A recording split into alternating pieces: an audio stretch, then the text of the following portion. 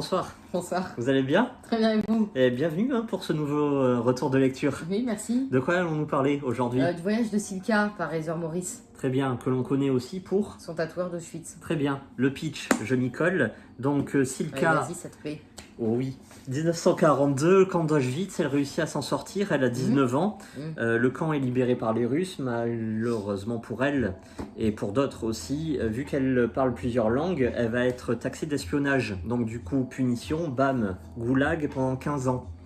Et qui dit goulag dit viol, torture, froid, etc. Tout ce genre de délire. Est-ce que tu peux nous donner ton ressenti, s'il te plaît? Alors, moi j'ai bien aimé, malgré le fait que ça soit un témoignage, hein, donc une histoire vraie, parce que Silka a bel et bien existé, et je ne sais pas, mais peut-être qu'elle existe encore aujourd'hui. Je ne pense pas. C'est une très bonne question. Mais je ne sais pas. On le note pour plus tard. Voilà. Et, et donc, c'est très dur. On ne peut pas le lire, évidemment, n'importe quand. Par exemple, au moment du coucher, c'est un peu compliqué. Et puis... Si vous êtes sensible... Ah oui, âme sensible. attention, c'est pas pour public, c'est pas pour tout public. Hein. Public averti. Voilà. On préfère préciser. C'est compliqué, hein. Faut pas être trop sensible, c'est dur, il y a des passages très violents. Enfin, violents, oui, dur. Franchement dur. Donc si on est dépressif aussi, il vaut mieux éviter.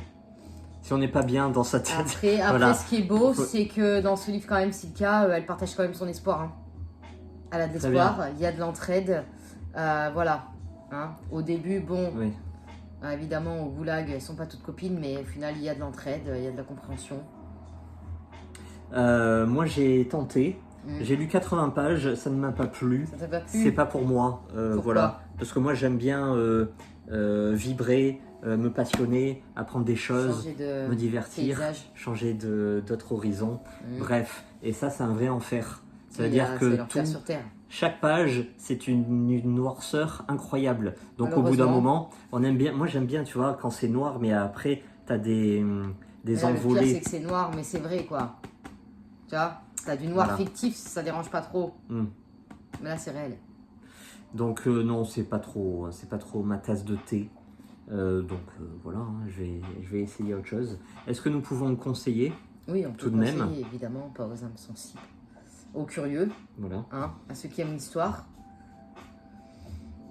Ceux qui aiment l'histoire, mais qui veulent... Si vous cherchez... Changer de point de vue. Si vous cherchez un livre vraiment historique où on développe le conflit et les années qui s'en suivent, non. Parce que là, on rentre pas trop dans les détails de l'histoire. Le conflit géopolitique et tous ces délires-là, non, c'est pas ici. Non. Là, on suit Silka, précisément ce personnage-là. Oui, voilà. Comme si on était prisonnière, quoi. Et puis, en fait, on rentre dans un sorte... Enfin, ça, je te pose la question. En fait, ce goulag, c'est un sorte de huis clos. On reste vraiment dans cet univers-là et ça bouge pas. Dans le goulag et je ne vais pas spoiler, sur le lieu où elle travaille. Parce qu'évidemment, la journée, ils sont à l'action. Là, c'est des travaux forcés. Voilà. Oui, c'est 15 ans de... Ah oui, parce que le goulag, c'est pendant 15 ans. Elle travaille.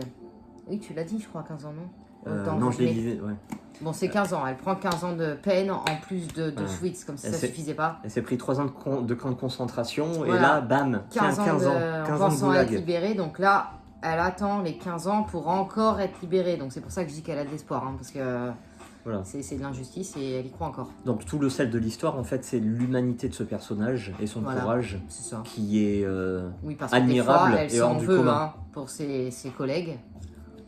Je ne sais pas comment on dit, tu me l'as dit tout à l'heure. Bon, pour ses compagnons d'infortune. Ses compagnons d'infortune, voilà. Elle s'en veut, elle pense à eux et voilà. Enfin, je veux dire, c'est pas que ça gueule. Alors qu'à ce moment-là, je pense qu'il fallait mieux penser à soi. Hein. Mais voilà, ça prouve que non. Voilà, l'humanité est là-dedans. Le voyage de Silka par Heather Morris, que nous conseillons pour ceux qui ont le cœur bien accroché. Il me semble qu'il vient de sortir en poche. Je suis pas certaine de ce que j'avance. Très bien. Merci. Merci à vous. Bonne soirée. Bonne soirée. À un prochain retour. Au revoir.